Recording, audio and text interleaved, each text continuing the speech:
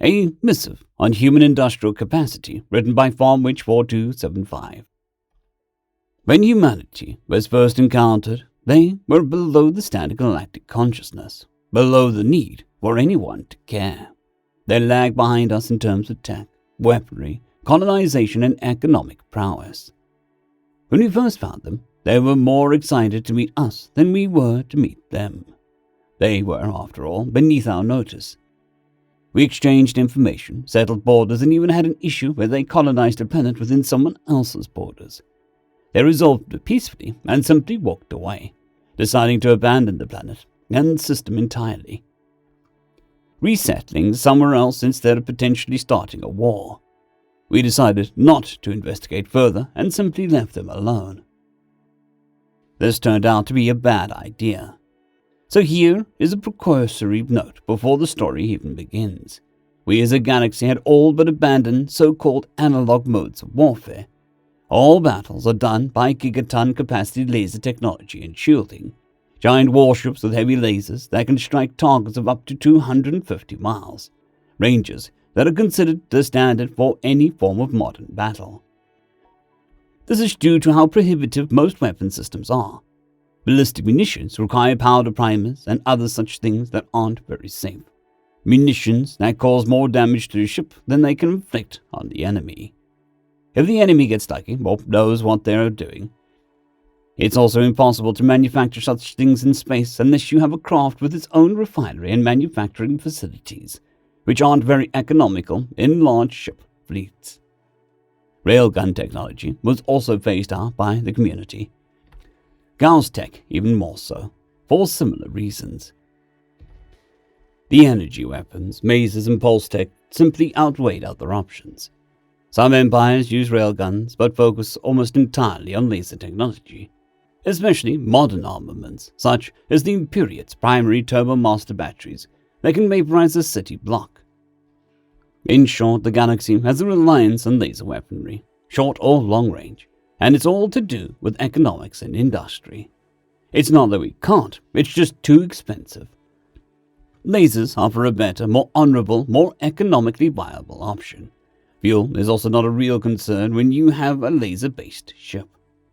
Hydrogen fusion reactors and other such technologies can be scaled up to almost any size, and when looking for fuel for these systems, simply wondering about the universe can keep you fueled for millennia.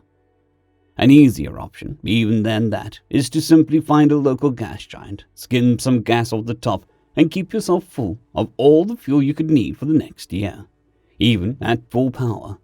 A modern dreadnought only uses a few gigawatts worth of energy, simply due to the fact that these systems run with efficiency in mind. Battles and fights use up more energy, of course, but when fights last only a few hours at most due to the energy and damage output, thanks to the gigantic superweapon quality lasers, it doesn't mean much in the long run. Then come the humans, who barely use lasers for anything above point defense. Human ships are, for basic classification, around roughly twice the size of the galactic standard. They have a significantly larger class roster than we do, but in terms of crew complement, economy, and whatnot, we are on relatively even ground. In terms of their shielding capacity, they are slightly below average. In terms of armor plating, slightly above average. And in terms of weapon quality, average. What we didn't account for was humanity and their insanity. We didn't count for a species that had no chill according to them. Neither did the Skakandi pirates. History lesson. The Skakandi pirates were, emphasis on were, a race of barbarian pirate raiders who raided, stormed, pillaged, and stole in order to survive. Typical warrior-like species, although very, very limited in number, mostly confined to scattered asteroid bases and far-flung systems. They were a serious threat to anyone they encountered. They had been plaguing the galaxy for several decades, their largest fleet only around 40 or so ships, but containing sufficient weaponry to pose a serious threat to an unaware force of any reasonable size. Enter humanity, and the TSR Cassandra's Revenge, a single missile cruiser protecting one of their colony worlds. Missiles, a point of contention that the galaxy had abandoned just before leaving their home systems due to multiple constraints. Missiles used their own fuel to fire, had limited capacity for ships as they were large, requiring a significant portion of any ship's volume to store. They also required various conveyance and secondary systems, pipe networks and hazardous storage bays in order to be used in any capacity. They were just too much to handle long term, so most military forces and empires simply began to phase them out of existence. Missiles very quickly became far too limiting for most people to use, so were almost universally abandoned by all but the most stubborn of races, and even so, always used in a very limited capacity. Missiles themselves were also of limited use in modern battle owing to better shielding technology and better laser tech that could shoot them down. Missiles were prohibitively expensive in every way that we could measure, so they were universally abandoned for cheaper, stronger, and more effective methods. Humans, apparently, didn't know this fact, so how shocking was it for the galaxy to come to an understanding humans had dedicated for the operational and battle-proven warships whose entire weapons complement consisted of missiles and rockets. The Skakandi had the biggest shock of all of us when they decided to raid a human colony world for food supplies, thinking that it was an easy battle. Turns out the battle lasted exactly 2 minutes and 23 seconds. Skakandi warships don't exactly have the range advantage in the galaxy, their flagships having the best range with a laser cannon at 180 miles. That meant nothing. They appeared in the system and demanded tribute or torture. They often used torture to extort victims into more food or fuel. The human garrison responded in kind with a missile barrage. Normally, missile barrages consisted of maybe 50 or so projectiles launched from 10 or so ships, followed by laser fire, more as a method of intimidation or distraction rather than an actual means to damage an opponent. The Consadra's Revenge fired over 800 missiles in the 3 consecutive volleys, at nearly 2,000 miles in range. By the time the Skakandi pirate fleet knew what was about to hit them, it was far too late. They bullied their way straight into the missile swarm, and in the blink of an eye, half the fleet was gone.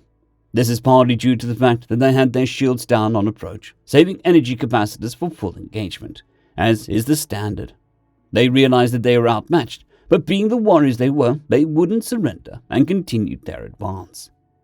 Right into the second volley of missiles. Having shields built exclusively to defend against lasers, the energy fields did basically nothing against the missiles, who wiped out the rest of the fleet, severely damaging the flagship. The Skakandi finally realized their mistake and decided to retreat. Volley number 3, however, hit them hard at that point, and that was the end of it. Sounds simple enough, isn't it? Humans just responded with overwhelming numbers of munitions, just like any fleet would, and it basically won them the battle.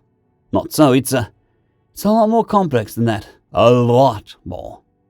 Firstly, not only do humans have an industrial capacity to field warships with thousands of missiles, they also have more than one type of munitions. Lasers and other such weapons deal a combination of electromagnetic or thermal damage to a target. The energy spike from a sudden directed burst of energy causing damage to electronics. The heat from the energy causing damage that melts or evaporates armor plating. Shields either deflect or absorb that energy burst, depending on the type, and shut down if the energy phase is too great. Everybody knows this. Human weaponry is a combination of basically every type of damage that you can imagine. Let's use their missiles for basic understanding, and you can connect the dots themselves. Each missile carries a payload, yes? A warhead that carries the part that does the damage. The rest of the galaxy uses 2 types of damage, as previously stated, and very rarely the other 2. Humans use 7. 7. And of those 7, the galaxy has no resistance of any kind, even in terms of shielding, to 3 of those 7. You have the 4 basic types of damage and resistance. Granted, this is about as simplified as I can make it, and I apologize for treating you like an infant in my descriptions, but I don't have a millennium to take you through a course on starship construction, do I? Electromagnetic, thermal, kinetic, and explosive. Electromagnetic affects electronics. Thermal melts things, kinetic hits things, and explosives explodes things. Simple enough. Humans apparently have an extra 3 damage types, which are ion, nuclear, and plasma. Ion is a significantly more dangerous variant of electromagnetic damage in that it uses a highly concentrated burst of ion-charged energy particles to blast a target with so much electrical energy it effectively fries everything it touches. Nuclear. Well, you know what nuclear weapons are, obviously. And humans have these things called thermonuclear warheads, which are essentially a nuclear warhead used to detonate a much bigger nuclear warhead. Yes, it is insane, but they don't seem to care. Plasma is an odd one, because it is a mechanism we don't fully understand yet. Apparently, it superheats a bolt of solid metal or composite alloy of some kind, then fires that bolt at high speed.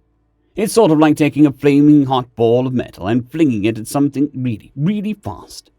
Depending on the composition of the bolt, it can either ionize its target, causing electrical failure, or explodes, both melting through the armor plating or causing an explosive force. Or all three, if the gun that fires it is big enough, apparently. Missiles can be all or multiple of these warhead types, and these insane apes have figured out how to combine some of these warheads. A nuclear ion torpedo, for example. It impacts, disabling shields, overloading them, then milliseconds later blows you the heck up with a nuclear bomb. The so-called heat or high explosive anti-tank warhead will hit the target with force and use explosive force to send a kinetic projectile into the target, something that was incredibly efficient. You get the idea. Why is this relevant? Simple. Industry. How, you ask? The galaxy at large favors quality and durability above quantity, almost in every metric. Starships and the fleets, systems, and logistics are expensive and difficult to do, especially on a large scale. Ship fleets in the galaxy average a number of 100 or so for small empires and defense fleets, while larger empires can field fleets of over 1,000. Depending on size, let us use a standard battleship as a baseline. That it takes 6 months from start to finish, excluding resource collection and refining, to build one mid-range battleship class vessel. Now, human warships are twice the galactic average, as previously stated. So human battleships in their own terms require twice the resources to complete. Our ships are custom-made to a standard template in accordance with hull design and basic operations, but that is where the similarities end. Part of the design principle is to have the standard outer shell design fitted with an aesthetic and functionality, as well as size. When a ship is commissioned for construction, the design goes over several manufacturers until the council finds one they prefer. The interiors are always different, in order to make sure that any attempts at boarding action will never be the same. It's also a matter of weapons, propulsion, and shields. Ships will modify their interiors based on the systems mounted to the hull. A bigger main cannon will result in the interior shifting to accommodate larger propulsion, more cannons, more access, larger reactor, more shielding arrays, etc. You get the base principle. Humans don't follow this principle at all. They have a system of standardization, of course, but it's a lot simpler. It takes us 6 human months to build one battleship-class warship, on average. Equivalent starship sizes, in terms of galactic average, the closest warship to human battleships is one of their patrol cruisers. It takes them only 2 days to build one of those ships. I will say it again. It takes us 6 months to build one battleship. It takes them 2 days to build one ship of equivalent size. You may stop reading in order to remove your freshly dislocated jaw or its anatomical equivalent from the floor. Humanity has the advantage over the entire galaxy due to this one simple factor. It's not that they have missiles that have the edge over us. It's the fact that they can manufacture millions of missiles and the ships that use them in a short order. That missile cruiser I told you about, it was a small variant used for colony defense by locals. It carries a payload of 15,000 missiles. It only used a volley of 800 to defeat the largest pirate force in the galaxy. It probably only needed to launch half of that to fight. Humans have since tripled the size of their effective fleet strength since the first incident with the Skakandi, bearing further entanglements from the galaxy's denizens. The Skakandi attack was 3 months prior to the publishing of this piece. In 3 months of us sitting on our asses trying to figure out what happened, humanity has officially announced that their entire military now actively outnumbers the galaxy at large 2-1. This means that in the time it took you to receive and read this missive, humanity has built 15 times more ships than we have in the last 20 galactic standard years. I found out how and why. Humans, as stated, have no chill. This means that they are from a high-grade Deathworld. This is pretty obvious, as most species in the galaxy are. They have an obsession with logistics and production. Their mining ships gather resources at twice the rate, often using highly risky methodologies that we have long since abandoned due to safety concerns. Humans have all but perfected these methods.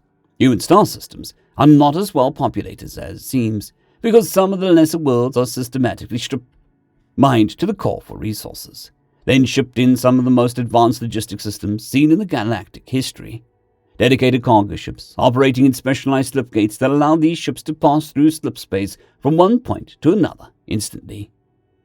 We all know that slip space systems, but humans industrialized it to an absurd degree.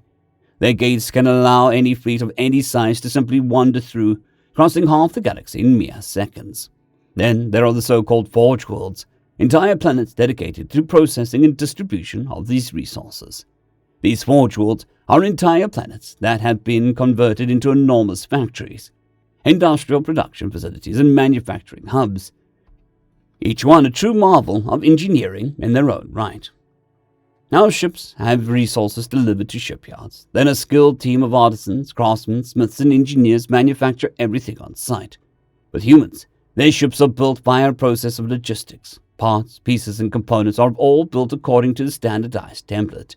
These parts are then loaded and shipped to shipyards orbiting forge worlds. Then these parts are assembled on a factory line, in a tenth of the time and effort it takes us, despite the fact that humans use about as much automation as we do. What does this mean for us, though? It means that they have an economic and industrial manufacturing capacity to outpace the entire galaxy while maintaining a reasonable quality of product, which means they can easily bankrupt us if they find out by flooding the market with cheap but still decent goods.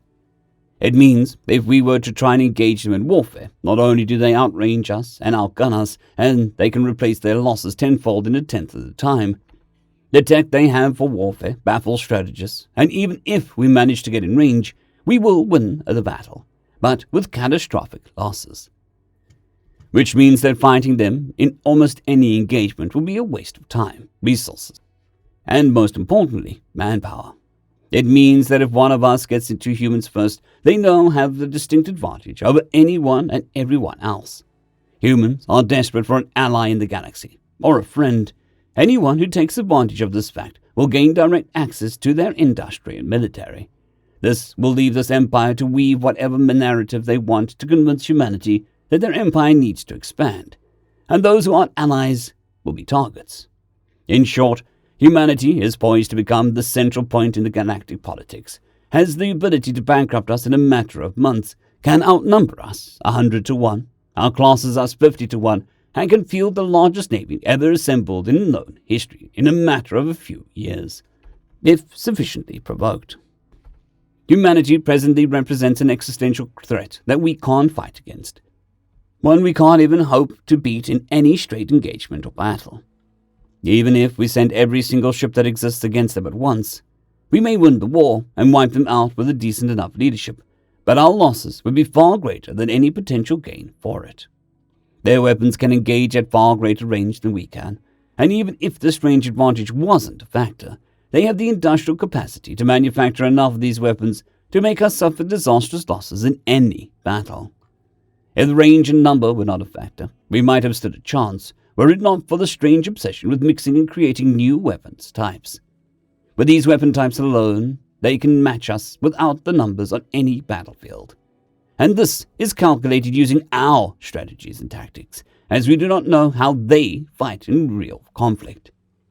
It is therefore my request to any and all who read this missive: humanity is the future of the galaxy. If you don't side with them, you'll be left behind. Make friends with them, make trades with them, but if you will do anything, do not piss them off. Regards, Korax Lortharak of Clan the Takar Imperium, newly made vassal state of the Terran Confederacy. End of story. I'd greatly like to thank our Tier 5 channel members: Caspar Arnholt, John Creighton, Manatharia, 050, Dragzoon WRE, and Elijah Silvercross. Thank you very much.